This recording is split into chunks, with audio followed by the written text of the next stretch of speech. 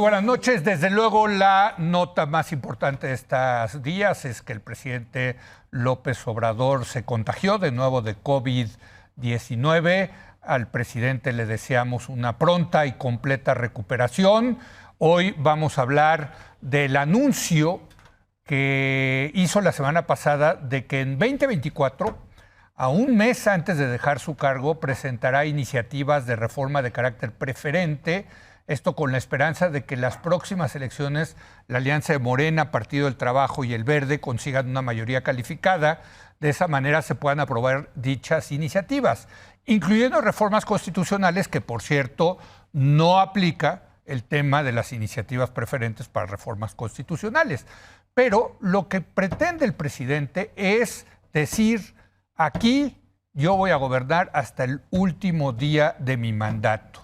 Y voy a ver cómo queda la próxima legislatura para ver si podemos cambiar las leyes, incluso reformar la Constitución. ¿Se vale? ¿Qué implicaciones tiene esto? Saludo a nuestros colaboradores del lunes, Héctor Aguilar Camín. Héctor, ¿cómo estás? Buenas noches. Muy bien, Leo, Javier. Jorge Castañeda, desde París. ¿Cómo estás, Jorge? Buenas noches. Muy bien, Leo. Buenas noches, Héctor. Javier. Jorge. Y aquí en el estudio también Javier Tello. Javier, ¿cómo estás? Muy buenas noches. Leo, buenas noches, Héctor. Jorge, buenas noches. Bueno, pues no se rinde el presidente, muy fiel a su estilo. Dice, perdí, doblo las apuestas y voy a volver a tratar de enviar esta iniciativa de que la Guardia Nacional pase a Sedena un mes antes de irme. Porque vamos a tener mayoría calificada, 2/3 partes en Cámara de Diputados y Cámara de Senadores. Me parece muy interesante esto que dijo el presidente, ¿no? Sí. Bueno, yo creo que hay un chorro de temas. Sí. Empiezo por si se vale o no se vale. Otra cosa es qué propósito, otro debate creo que vale la pena tener es por qué lo hace. Sí. Y un tercer debate es con qué implicaciones. Sí. ¿No? Pero si quieres yo de entrada empiezo con se vale o no se vale. Yo como tú, Leo, porque te leí, leí tu editorial, yo creo que sí se vale. Me acuerdo que muchos criticaron a Peña Nieto de que dejó de gobernar un año antes. Se me hace algo injusto ahora criticar a alguien que quiere gobernar hasta el último día.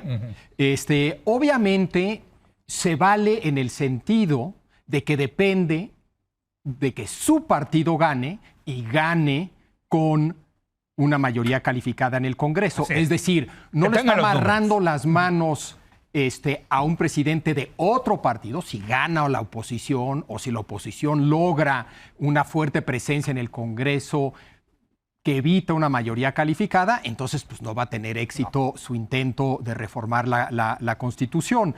Pero creo que sí se vale. Ahora, creo que el debate interesante es por qué lo hace, con qué propósito.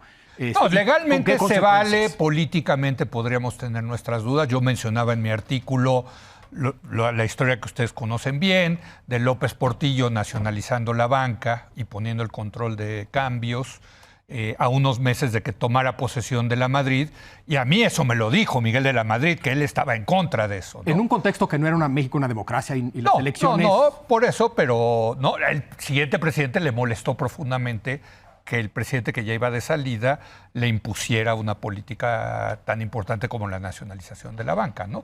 Pero, ¿por qué hace esto entonces, Héctor?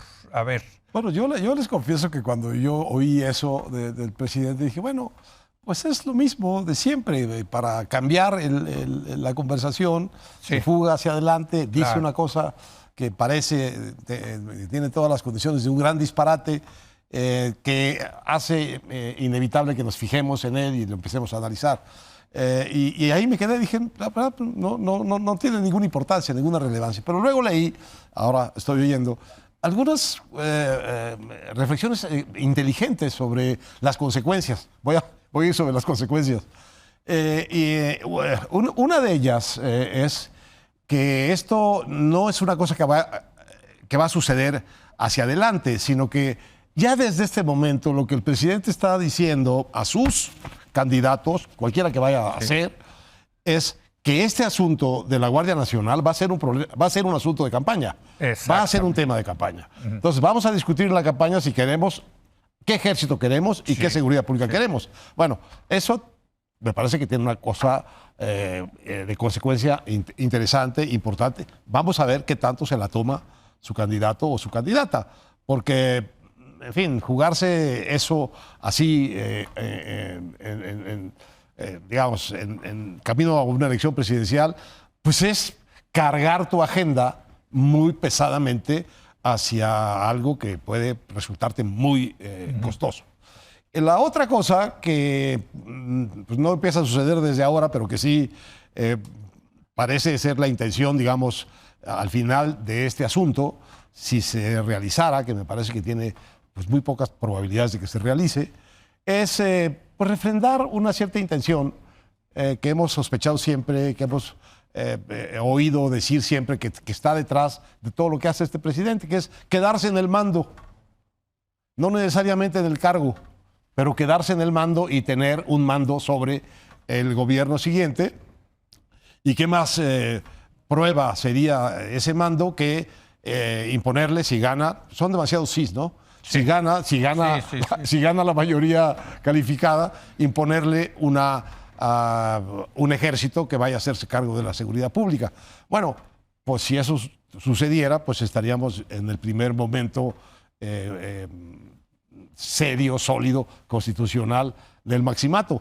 Me parece que las dos son noticias bastante malas, en el sentido de que pues, no queremos enfilar el barco de la elección del 24 hacia un herradero que está ahí al final, en donde la definición es si tenemos un presidente que se prolonga en el mando o si tenemos al ejército constitucionalmente encargado de la seguridad pública. Me parece que, en fin, me regreso a mi idea, más vale no darle mucho aire a esto, porque la verdad no creo que tenga mucho adentro. Por cierto, el presidente Jorge dijo que no solamente va a enviar la reforma constitucional de la Guardia Nacional a la Sedena, sino y voy a mandar otras, ¿no? Entonces, sí está metiendo el cucharón, no la cuchara. Otras sí está mandando.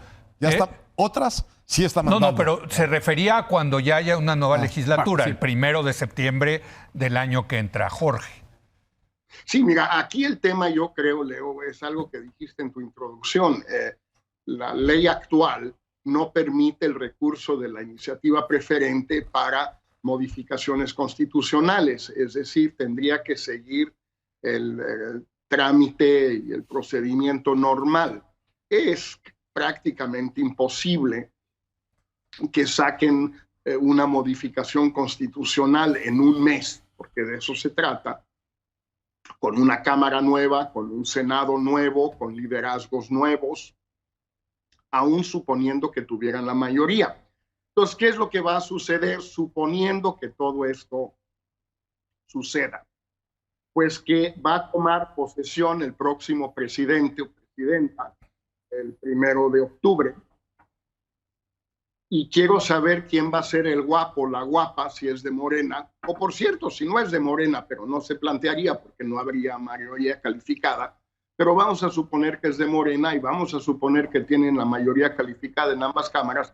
¿Quién va a ser el guapo, la guapa, que va a retirar la iniciativa de modificación constitucional del señor López Obrador? Ya no del presidente, ¿sí? De don señor. ¿Quién va a retirarla? ¿Quién va a ser el guapo, la guapa? ¿O quién va a darle largas al asunto en el Senado, en la Cámara, en Gobernación o en Palacio Nacional, suponiendo que no vuelvan a Los Pinos? Honestamente, me parece que nadie de Morena se atrevería a hacer eso. Van a tener que darle trámite al asunto y sacarlo adelante. Y si no lo hacen, pues yo creo que López Obrador sí armaría un escándalo y diría, a ver, yo dije esto, yo hice campaña por esta gente y ahora me tienen que cumplir. Lo diría a su manera, no sé cuál vaya a ser entonces, pero diría eso. Sí, diría eso, y eso nos lleva a parte de las implicaciones, Javier, que es esto para mí se me hace muy interesante porque ya se volvió un tema electoral. Iba a serlo, seamos realistas, ¿no? Pero ahora el presidente lo pone como central en las campañas del 2024.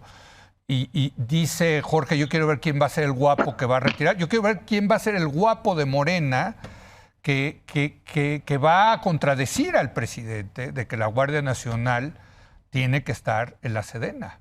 No lo veo muy claro, aunque el otro día aquí en la mesa aquí dijeron, bueno, pues ya siendo el candidato presidencial, sí se podría zafar de eso. Yo tengo mis dudas, Javier. Sí, déjame, yo creo que hay varias razones de por qué lo hace, adicionales a las ya mencionadas. Y matizo un poco la primera que mencionó Héctor, es poner este tema en la boleta. Sí. A mí no se me hace ninguna locura desde el punto de vista electoral para López Obrador, porque obviamente, tú lo mencionas también en el editorial, aprovecha la buena imagen del ejército, enfoca el tema de la militarización, es decir, el debate sobre los militares electoral va a ser sobre la Guardia Nacional y su rol en la seguridad pública. Ese es un tema donde, tengo entendido, una mayoría de la población está de acuerdo. Donde es muchísimo más controversial el rol de los militares es en todo lo demás. Pero eso va a ser desplazado porque ya va a enfocar los reflectores sobre la militarización en este tema. En todo lo demás va. Entonces, yo creo que como estrategia no es además es apelar al discurso nacionalista. Ya de por sí tiene él un discurso nacionalista. El ejército, el soldado, son símbolos nacionalistas en México y en todo el mundo, y conecta con una emoción clave, que es la emoción del miedo ante la inseguridad. Él sabe el valor de las emociones en la política, en particular en un contexto electoral, y es una manera también de movilizar a gente a su favor usando el miedo ante la inseguridad. Entonces, yo creo que electoralmente tiene pies y cabeza. Pienses lo que pienses como candidato de Morena respecto al rol de los militares en la seguridad. Si quieres ganar votos, tiene lógica. Déjame ampliar eso de candidato de Morena a candidatos de Morena, porque creo que también esa va a ser la agenda para candidatos al Senado y candidatos a diputados, ¿no? Para todos. Sí. Incluso gobernadores, ¿no? Creo que también es una estrategia para él estar presente en la boleta. No será el candidato, no estará en la boleta, pero yo insisto que estará revoloteando alrededor de la boleta y está buscando 1000 maneras de hacerse presente en esa boleta de alguna manera. Esta es una más. Creo que también tiene que ver con mantener contentos a los militares rumbo a 2024. De eso escribía Agustín Basabe. Yo creo que también ahí hay una lógica de la alianza con esa institución. Creo que también tiene un componente ideológico respecto a su entendimiento de la división de poderes. No son iguales. El que tiene la última palabra es el poder legislativo, ejecutivo. ¿Sí? Es decir, hay un viejo debate de quién debe de tener la última palabra. Hay quien piensa que la última palabra la debe de tener la Suprema Corte, hay quien piensa que no, que la última palabra la debe de tener el Parlamento. Creo que también aquí vemos una postura en ese tema. Yo tengo mis dudas. O sea, como le dieron palo en la Corte, yo creo que se está yendo por este camino. Yo no creo. Yo sí creo que si no le hubiera dado palo a la Corte, estaría aplaudiendo a la Corte y metiendo el cambio por la puerta de atrás. No, pero él ha tenido desde siempre este discurso de justicia versus ley, ha tenido esta idea. Yo creo que sigue presente. En cuanto a impacto, claro que se vuelve un tema electoral. Las Fuerzas Armadas se vuelven un blanco legítimo.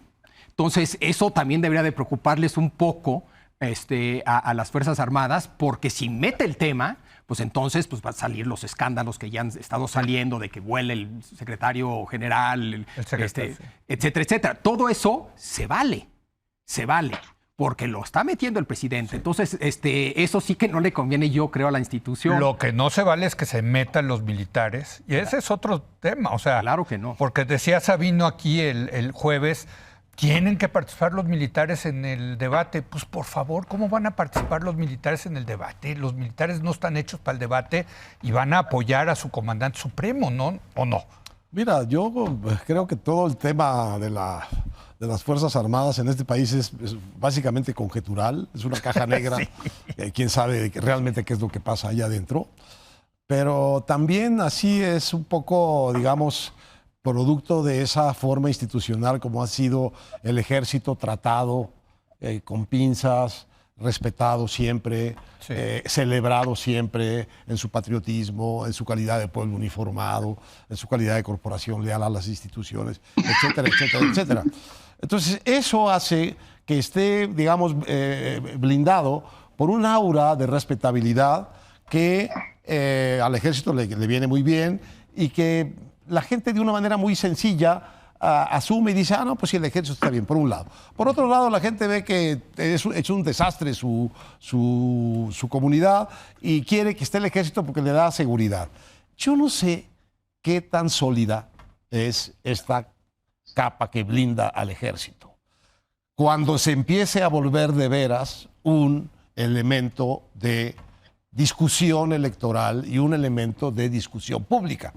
No sé cuánto de ignorancia y cuánto de miedo hay en esta actitud reverencial frente al ejército de así las Fuerzas Armadas, etcétera, etcétera. Por una parte. Tampoco sé cuánto le guste esto a las Fuerzas Armadas. Volverse el centro del debate electoral.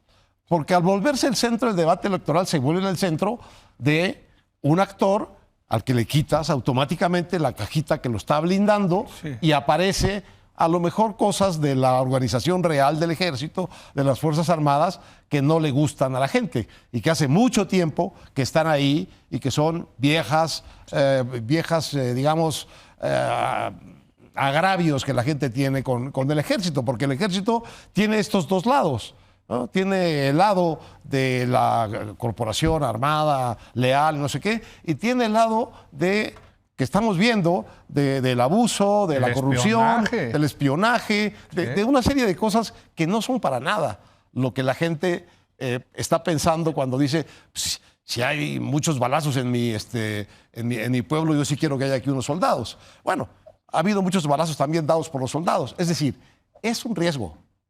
Ese es un asunto que si lo vuelves y lo pones en la mesa realmente como una discusión, pues quién sabe cómo le vaya a acabar la aureola de abollada a las Fuerzas Armadas mexicanas. Eso es todo. Sí, totalmente. ¿Tú cómo ves, Jorge? Mira, en efecto, yo creo que esta idea de que en México las Fuerzas Armadas son la institución más respetada, más aprobada, aplaudida por todo el mundo, pues sí, en el entendido de que así sucede en todos los países del mundo.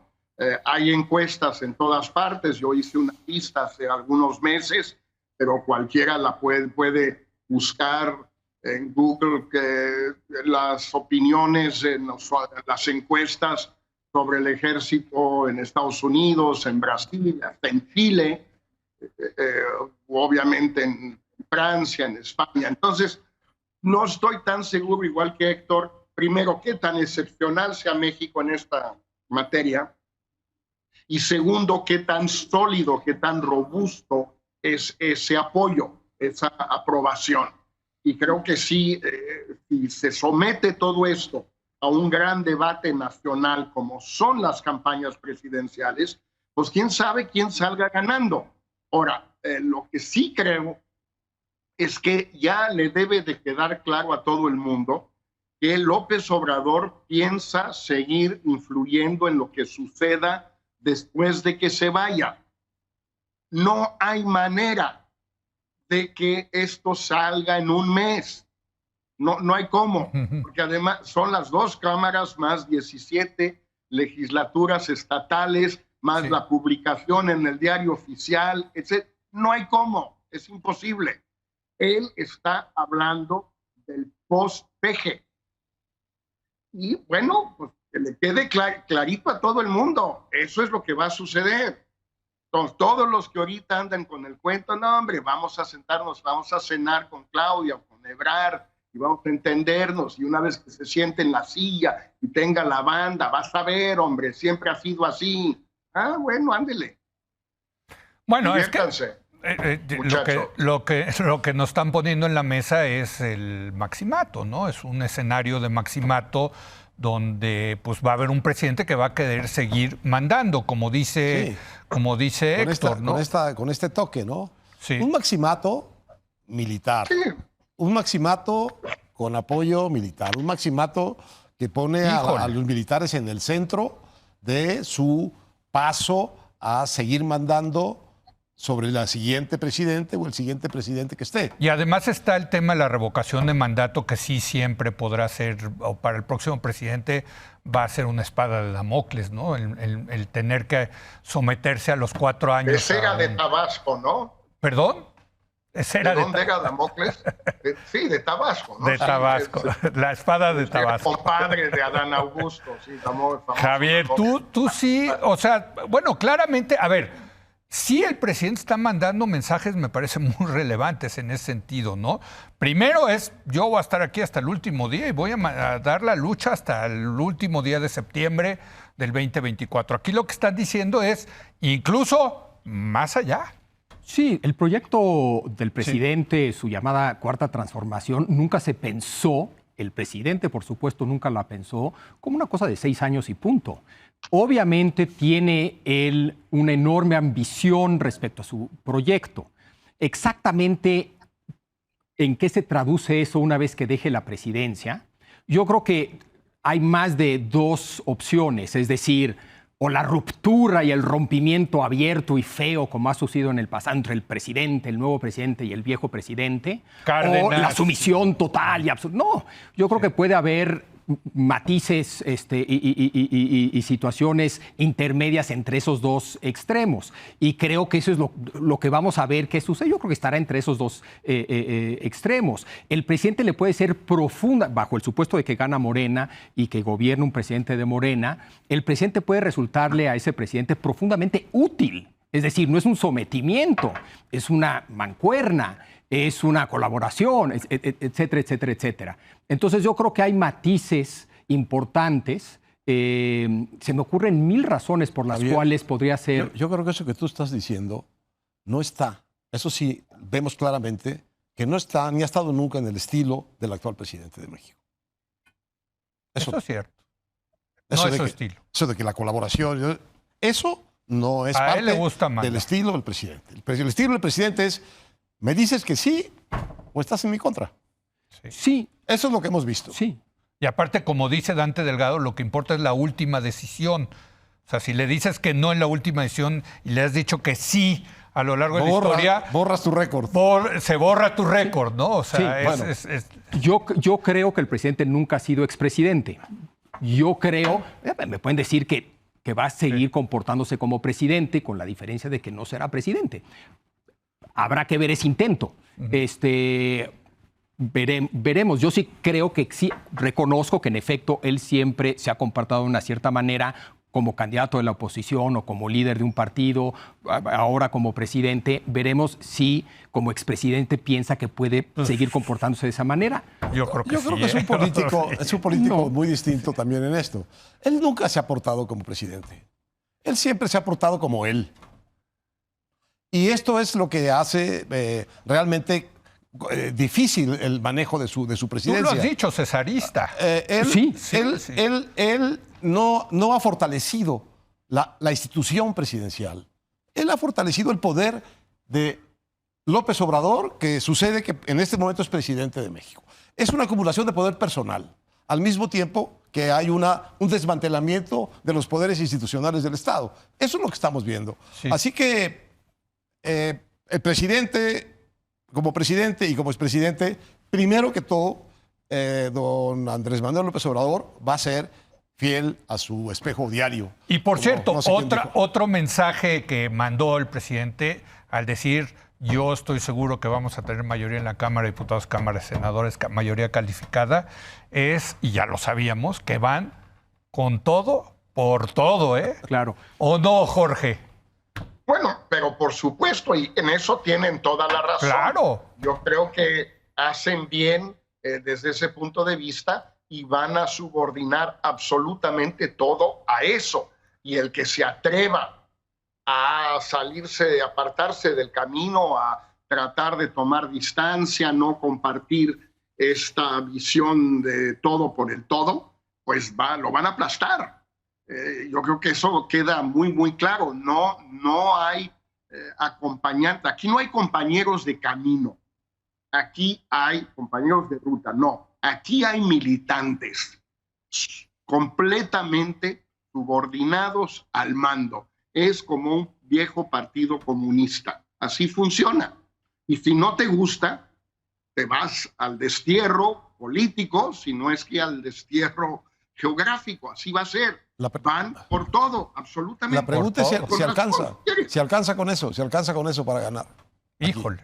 Es que eso ya veremos. Eso no se sé. ve difícil que vayan no. a conseguir la mayoría en ambas cámaras, calificada, 2/3 partes, ¿no? Yo creo que... Híjole, muy difícil. Pero pueden ganar de una cierta forma que después les permita, que fue lo que ocurrió en 2018. Claro. Que después vamos a suponer que ganan de una manera contundente sin llegar a 2/3 partes. El PRI queda hecho pomada, salen escándalos y se ve muy vulnerable, etc. O sea, puedes construir un escenario donde logras esa mayoría sin haberla ganado en las urnas. Pero nada más mencionar otra cosa. Es importante también esto para la oposición. Por más que ese nacionalismo pueda ser un nacionalismo banal, cotidiano, que ocurre en todos los países del mundo, es algo potente frente al cual tendrá que tener una posición la oposición. O sea, ¿qué va a salir a decir ante este discurso de la oposición? 100%. Tiene que tener el discurso matizado de que sí se necesita cierto tipo de estrategias militares, pero que el mando sea civil y que el azar va a ser bien complicado, ese matiz en una campaña electoral. ¿Estarás de acuerdo conmigo en que la oposición es el gran tapado que hay en este momento político de México? No. ¿Quién sabe quién Hablando es? de cajas negras. ¿Quién sabe qué trae? ¿Quién sabe quién va a ser? Además, ¿quién sabe cuál va a ser el debate, la protesta? Si ya vimos, por ejemplo, que si es Lili Téllez, por ejemplo, la candidata, pues va a ir y va a gritar y va a hacer la estridencia y no va a decir nada, más va a gritar. O quiere más militares. O más militares, va a hacer todo para ganar, ¿no? Y ya vimos que en estas épocas de estridencia política esos candidatos pegan. El único que tiene conocimiento de esa mecánica que puede llegar a una conclusión cierta es Jorge Castañeda. Así que, Jorge, a ver si discutimos la herencia en el contexto de la oposición como tapado, de aquí al 24. Bueno, habrá muchas oportunidades para discutirlo. Un tapado sin dedo. Voy a en la calle. Voy a preguntar aquí en la calle en París que para que nos vean la semana que entra que vamos a discutir ese tema, porque están muy preocupados por eso. Bueno, vamos a hacer una breve pausa y el presidente ha mandado una iniciativa a 23 reformas en materia administrativa que tienen mucha carnita, tienen mucha ondita, dirían los chavos, y vamos a debatirla en un momento más.